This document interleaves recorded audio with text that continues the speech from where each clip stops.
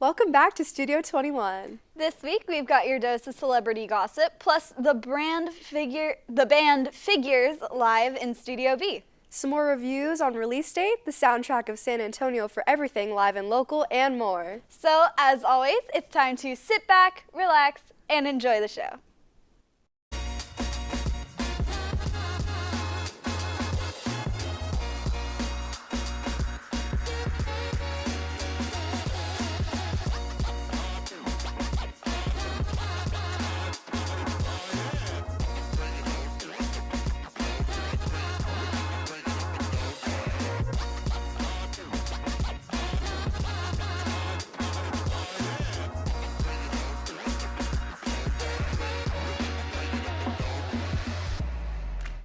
And welcome back to Studio 21. I'm your host, Audrey. And I'm Michaela, and it's time for Gossip Guru. This week we have a scandal, a vandal scandal, a poop vandal scandal. Please do elaborate. A few days ago, there was a statue that was placed in DC's National Mall, replicating Nancy Pelosi's desk with a giant bronze statue of, well, defecation right in the middle. What a powerful message.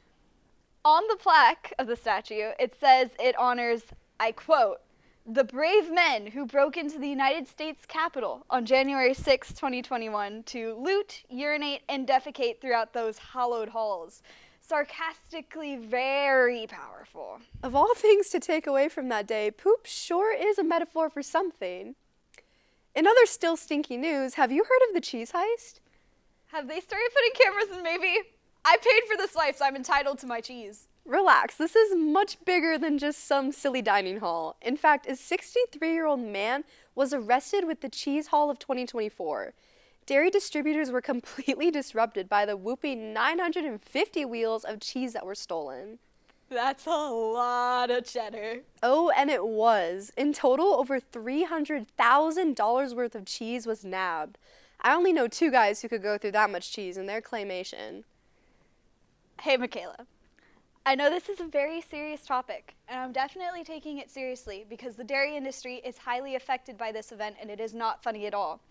But out of curiosity, what did the cheese thief say after being caught by the police? I don't know. What did the cheese thief say? You've got to be kidding me.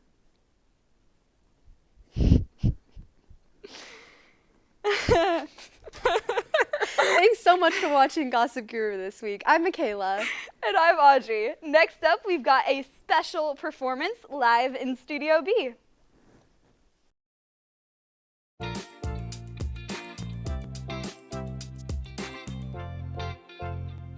my God. You're watching Studio 21, and today live in Studio B, we've got Figures. After this, stay tuned for the soundtrack of San Antonio, an interview with Figures, something new on release date, and your weekly trivia with a little friendly competition. But first, please enjoy Flicker by Figures.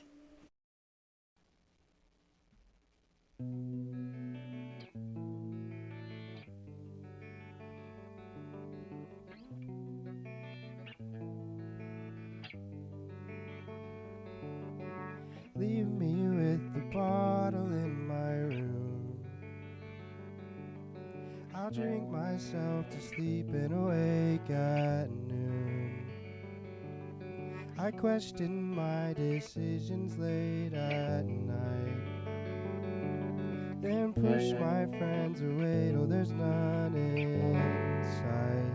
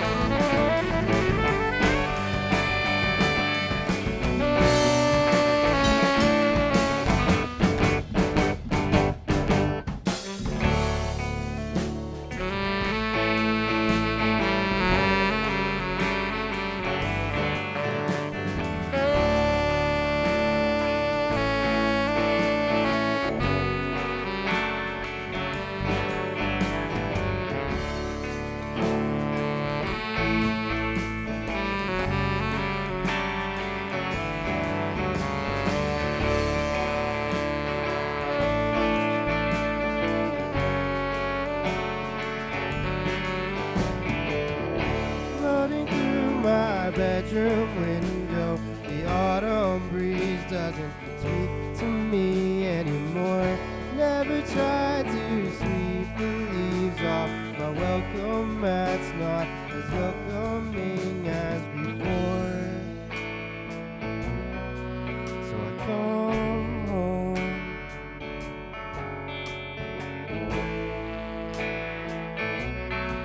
and I feel it all.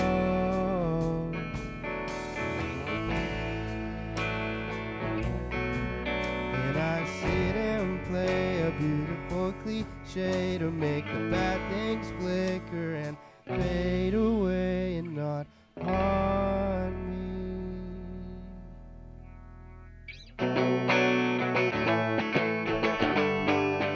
1, 2, 3, 4.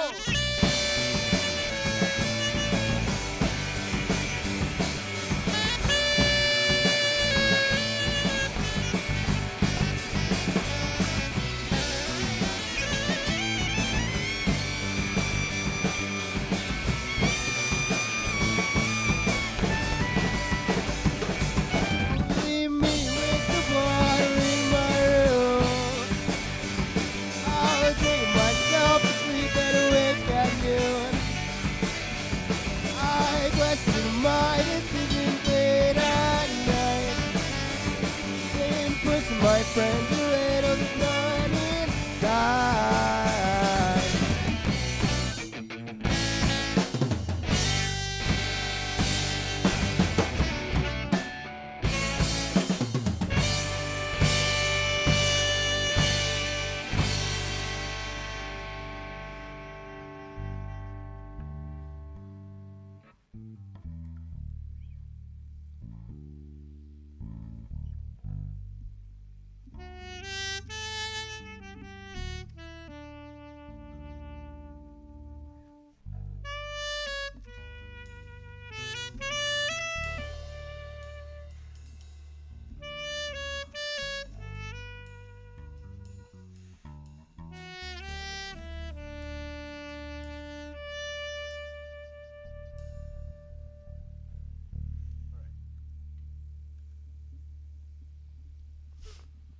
I got my hoodie drawstring hanging out one side,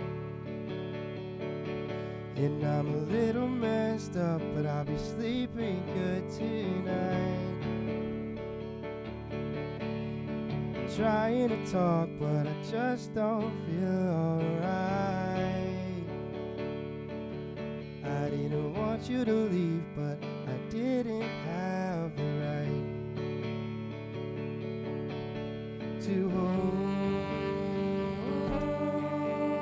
you. Lying in your bed, selling you my soul, while he's running through your head, I'm left out in the cold.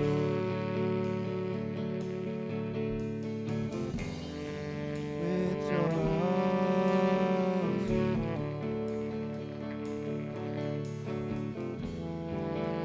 I feel I lost it all.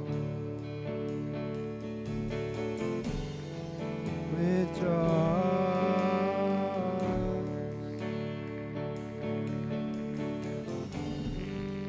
without you I feel small. I tell you that you're lovely, you just brush me off. Puffing out my chest to pretend I'm not so soft. Jealousy makes me even sadder. Loving leaves you when you think it doesn't matter. Oh,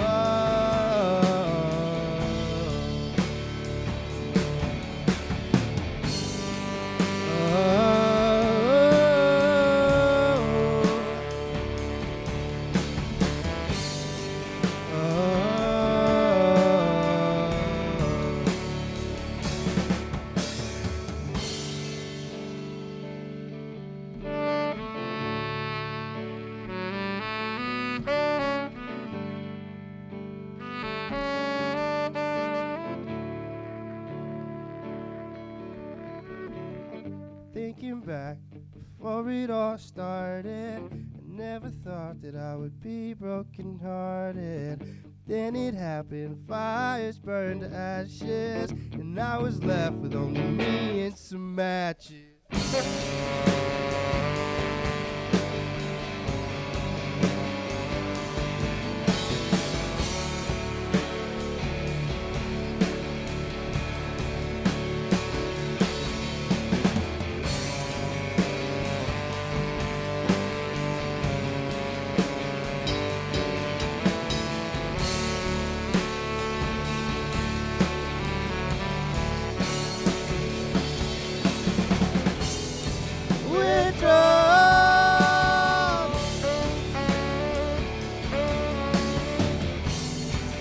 My walks become a crawl.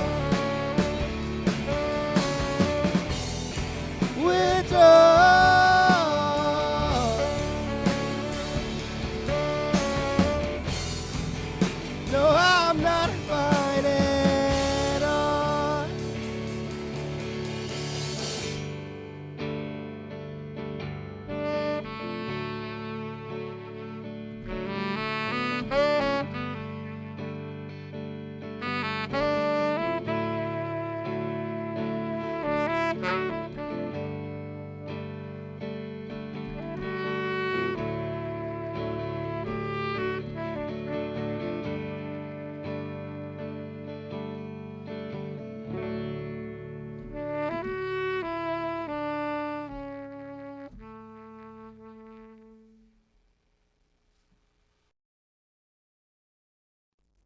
With a new theater show coming out, Hamlet, I decided to investigate more. I thought it was important that our undergraduate audience and our undergraduate student body have the chance to do Shakespeare's most profound play. I just really like theater, and then I got out of the summer doing Shakespeare, so I was like, you know, it's another Shakespeare show. Shakespeare is the foundation for so much drama that we experience today. There are so many things found in Shakespeare that are reflected in what we see today. Of course, there's the cutting of the text. Shakespeare is usually present in a cut version because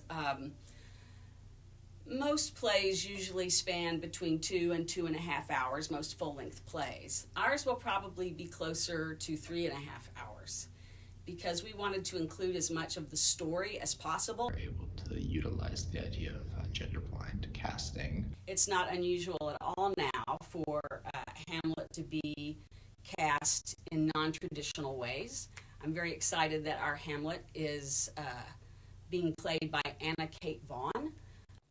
Not all actors were juniors, however, and many had not worked in the theater department before.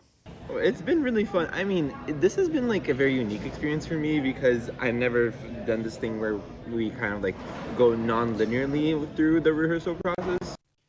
With such a long performance, I spoke with cast and crew members about what some of their favorite scenes are so I could look out for them. Ooh, that's a hard question. My favorite scene. I also really like the duel that happens at the end. I think that is a really cool piece of Hamlet. Well, it's a revenge tragedy, and revenge tragedies are bloody, and they usually end with a pretty high body count, and Hamlet is no exception. Dr. Conley and her crew didn't just go all out on the violence, though. They also invested time and energy into the rest of the performance, including the set. Most exciting part of the process, I think it's now seeing it all come together. Like since I didn't really get to see a lot of the rehearsals for the other acts, so I think when I see it all come together, like and see how the story is coming along because we fleshed out these individual scenes, so that's been really fun. And we have a large, very detailed set that presents the interior of a castle and the exterior of the battlements of that castle. There's a saying, particularly with large productions and those with dance numbers, that the director becomes an air traffic controller, where there's just so many people moving on stage that you're just having to do so much blocking to figure out how everyone is placed together, and it's just been flowing so well, and doing that kind of blocking has been going well, as well as the intimate scenes. I think we have done a lot of justice to what Shakespeare wrote a very long time ago. That's been the principal challenge, just getting such a monumental work under our belts so that we can be performance ready November 8th. And admission is free, so please come.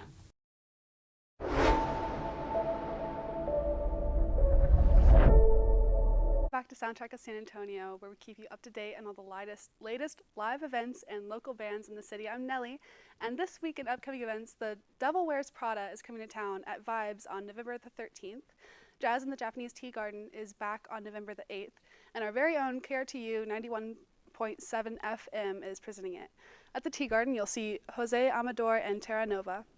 This week's performance is very special, as local band Figures is one of my personal favorites. Stay tuned for an interview with them, but first enjoy this concert highlight at the Aztec Theater.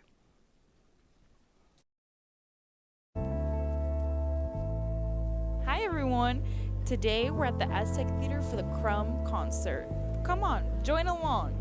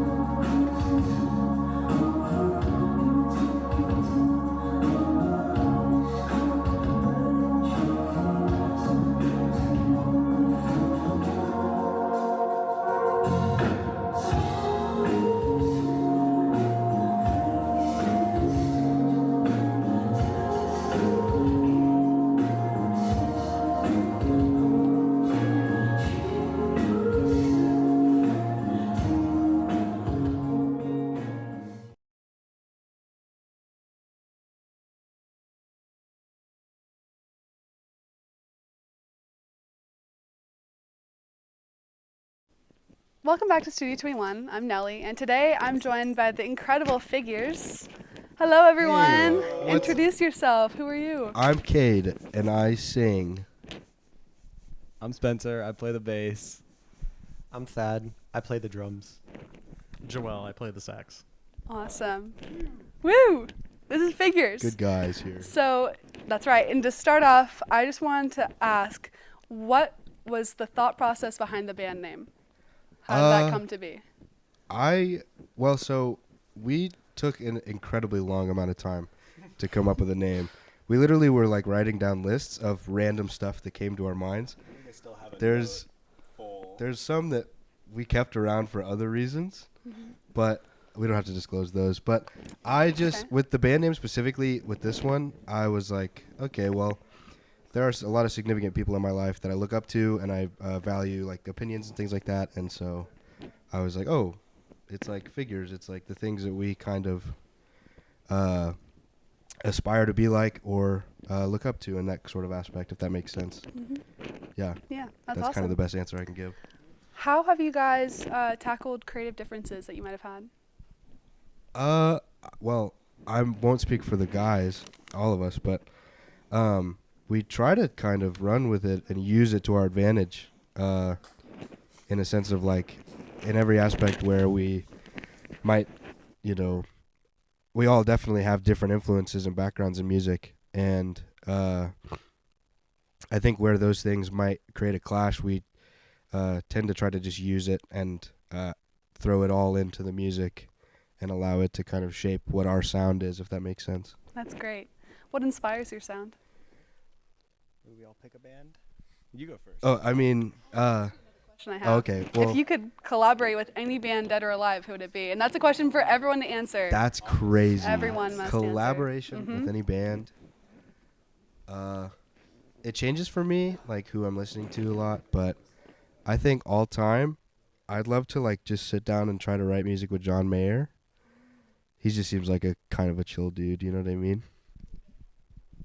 I'm a huge fan of Origami Angel and like Max Seal and those types of bands. So that's kind of all that I have on my mind right now. But yeah, Origami Angel would be a really fun lineup or collaboration. This is a tricky one. I'm gonna say probably Van Sire, just because I'm listening to a ton of them right now, and I love that guy's voice. Larry Fishman, aka Mac Miller. What was y'all's most memorable concert that you've played so far? Well, before Figures, we have all played together in a different band. Shout out Kainoa. I mean, with Figures, there's kind of only a very short wealth of shows. Kind of one, really. Two now, if you count this. But with Kainoa, we got to play Paper Tiger twice. And that was a dream for me. But, I mean, do you guys have other favorites that you had out of the... We did this year. We did a big birthday party at my house. Oh, yeah. For me, and we played. That was like a super secret. Yeah, we played like 3 of our songs, and it was really fun. And we also recorded on Lion Tamer at the end when you hear the crowd vocals. That was recorded in my house, like during my birthday party. We sat and we had like a field recorder, and we recorded their voice and we put it in the song. And so it's that part of the song is really special to me because it's a cool show. Awesome. Oh yeah, that was cool. Okay, awesome. How do you guys prepare for those live performances? As much practice as we can fit in. We all kind of have very different schedules for the most part, and we just kind of try to fit practice and rehearsal around those schedules. I don't know. We very much... That has something to say. Well, one way that we prepare for shows is we always get sick a week before them. And so that's been a lot of fun because we played the skate park gig, like that was about a month ago now, and Spencer got sick like a week before that, and then Cade just got over something as well, so we made it to this just fine. But yeah, Better. That's how we prepare for the gigs. Perfect. Well, that's all the time we have for today. But stick around for their final song, Less and Less, later on in the show. And up next, let's see what Zane and Carrie have to say over at Release Date. Thank you so much.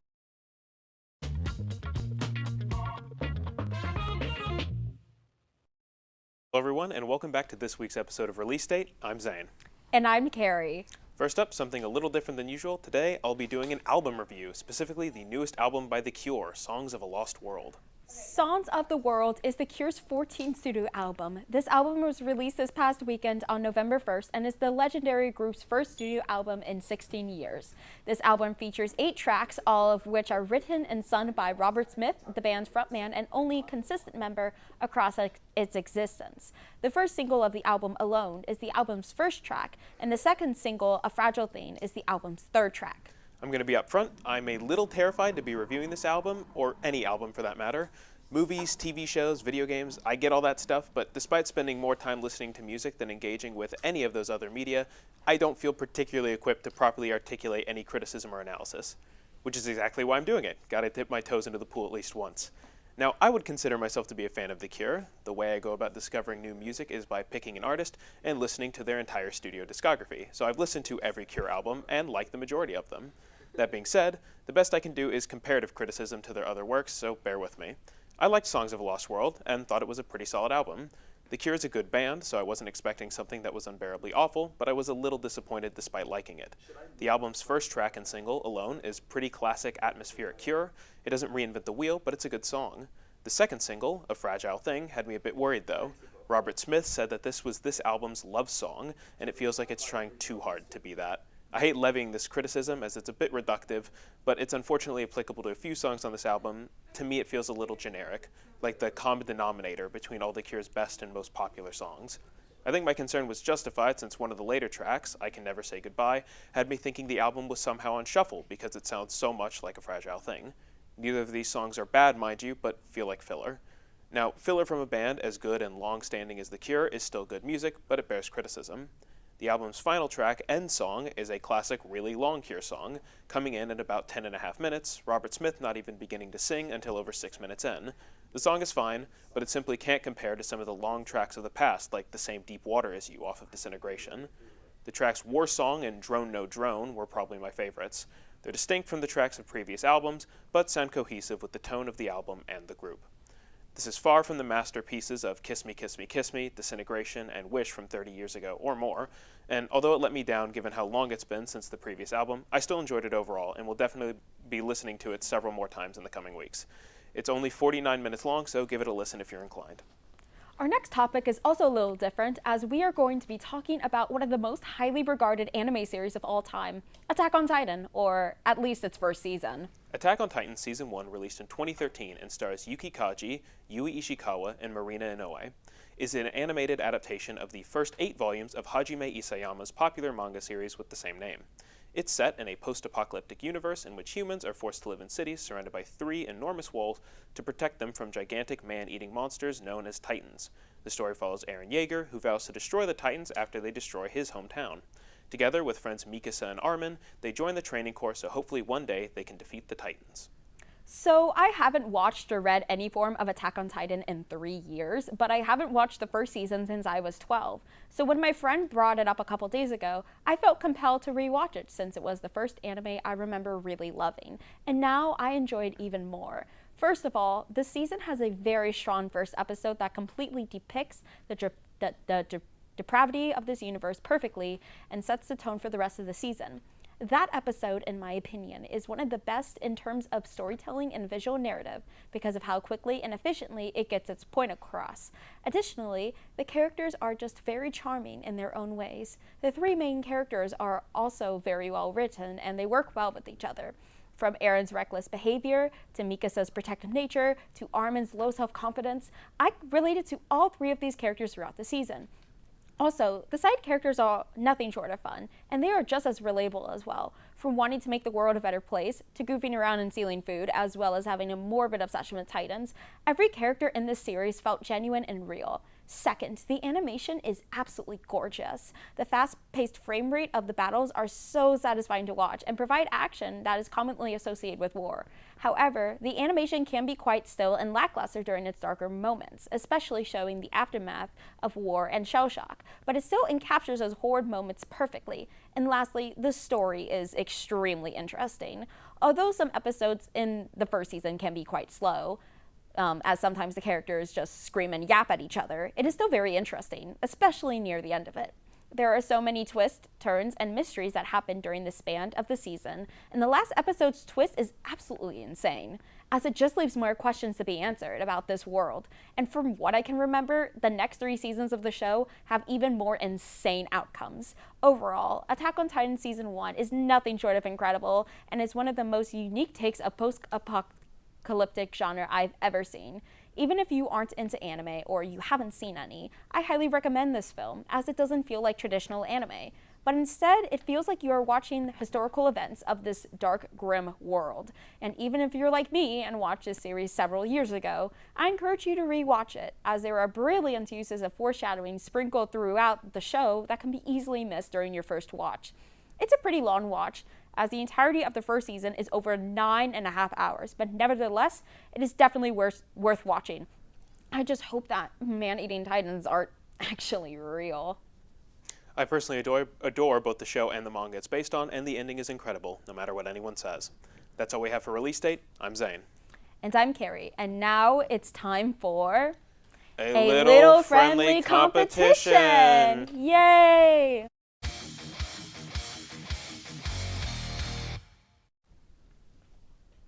Welcome back to a little friendly competition, where we get our weekly dose of pop culture trivia.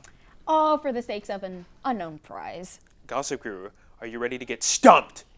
We are so ready.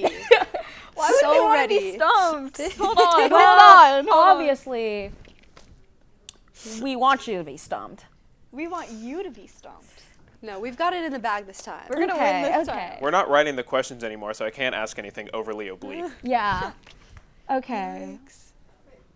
You want to ask first? Yeah, okay, we're gonna, since you mostly ask us first, we're gonna ask you guys first. Okay, maybe we will win Alrighty. then. How many claps appear in the TV show Friends theme song?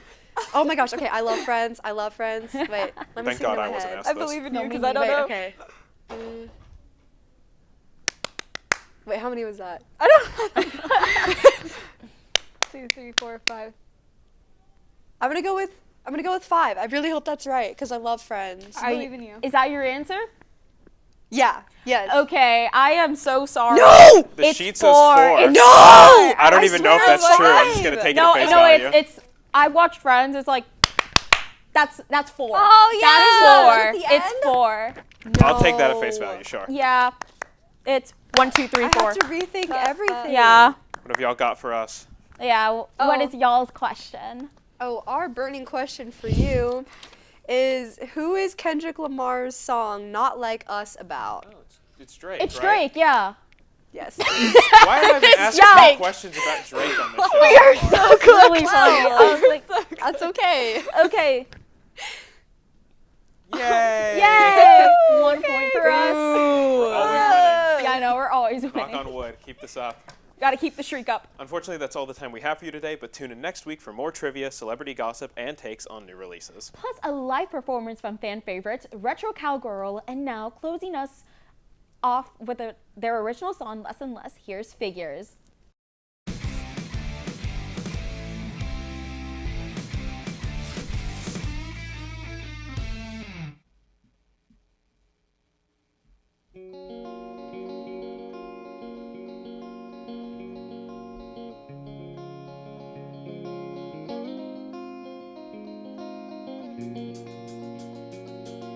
Wake up, get your makeup, and start another trip around the sun.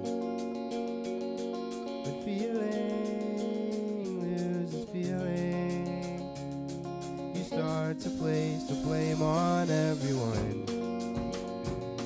You're so sure it's what you're here for, oh, but apathy makes sure it's not so fun.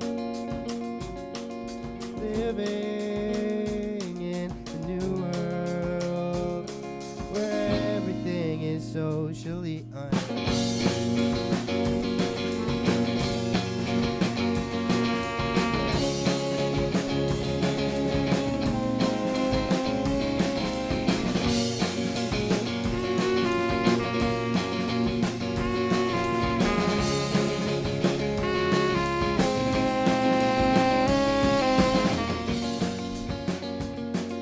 Wake up.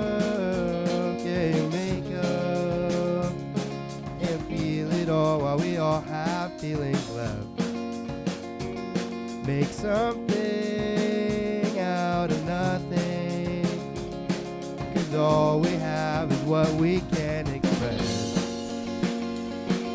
Jump in the water and swim until you're fully out of breath. Where breathing is a blessing, the world will keep you